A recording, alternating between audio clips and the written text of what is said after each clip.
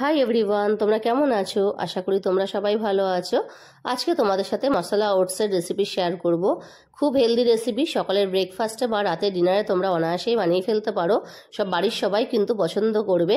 আর সকাল সকাল তো কেউই ভারী হেভি খাবার খেতে চায় না, বিশেষ করে বাড়ির বাচ্চারা আজকাল কিন্তু খুব হেলথ কনসাস। আর এই রেসিপিটা বানানোর জন্য আমি নিয়েছি 1 কাপ ওটসটাকে কিন্তু আমি আগের থেকে ভেজে নিয়েছিলাম, যাতে আমার খুব কম সময়ে আমি এই রেসিপিটা সকাল সকাল বানিয়ে ফেলতে পারি। আর এখানে কিছুটা মটরশুঁটি নিয়ে নিয়েছি। আর তোমাদের কাছে যা যা ভেজিটেবলস অ্যাভেলেবেল থাকবে সেটা দিয়েই বানাতে পারো। এখানে আমার কাছে গাজর, মটরশুঁটি এই দুটোই ছিল, তো আমি এই দুটো দিয়েই বানাচ্ছি। আর এখানে একটা পেঁয়াজ দিয়ে নিয়েছি, 2টো কাঁচা লঙ্কা নিয়ে নিয়েছি।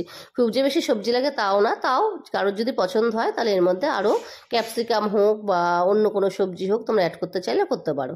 তো এখানে আমি একটা গাজর নিয়ে নিয়েছি। গাজরটার আমি অর্ধেক নিয়েছি, কারণ এটা হালুয়ার গাজর তো অনেকটা বড় সাইজের হয়, অতটা আমার লাগবে না, তাই আমি অর্ধেকটা নিয়ে নিয়েছি। 2টো কাঁচা লঙ্কা, একটা কাঁচা পেঁয়াজ দিয়ে নিয়েছি। আর মটরশুঁটি তো আগের থেকে ছাড়িয়ে নিলাম। সব কিছু ভালো করে কুচি করে কেটে নিলাম। নেওয়ার পরে আমি কিন্তু ঘি গরম করে নেবো কড়াই। আর এই রেসিপিটা আমি ঘি দিয়ে বানাচ্ছি। আর ওটস যদি তোমরা আগের থেকে ভেজে রাখো তাহলে খুব কম সময়ের মধ্যে কিন্তু তোমরা রেসিপিটা বানিয়ে ফেলতে পারো।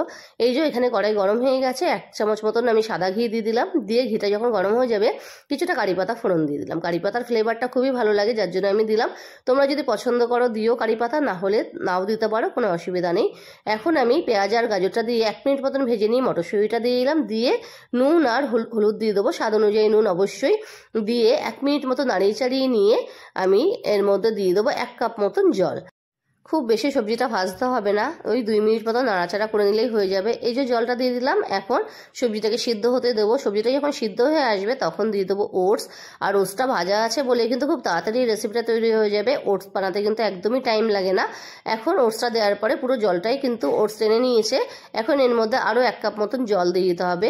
আর তোমরা যে যেরকম থিকনেস রাখতে চাও সেরকম হিসাবেই জলটা দিও। তোমরা যদি কেউ চাও যে না ওটসটা একটু পাতলা বানাবো তাহলে কিন্তু জলের পরিমাণটা বাড়িয়ে দিতে পারো। আমি একটু থকথকে বানাতে চাই, তাই জন্য এখানে 1 কাপ মতো জল দিলাম।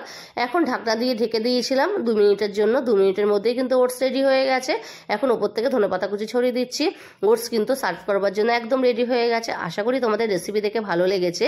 আর তোমরা কে কোথা থেকে আমার রেসিপিটা দেখছো আমাকে অবশ্যই কমেন্ট করে জানিও, তাহলে কিন্তু আমি তোমাদেরকে থ্যাংক ইউ বলতে পারবো। আর হচ্ছে যারা আমার পেজ থেকে এই রেসিপিটাকে দেখছো তারা পেজটাকে অবশ্যই ফলো করে দেও, লাইক শেয়ার কমেন্ট অবশ্যই করো। আর যারা ইউটিউব চ্যানেল থেকে দেখছো তারা চ্যানেলটাকে কিন্তু সাবস্ক্রাইব করতে একদম ভুলো না। তাহলে আজকের জন্য এই পর্যন্তই।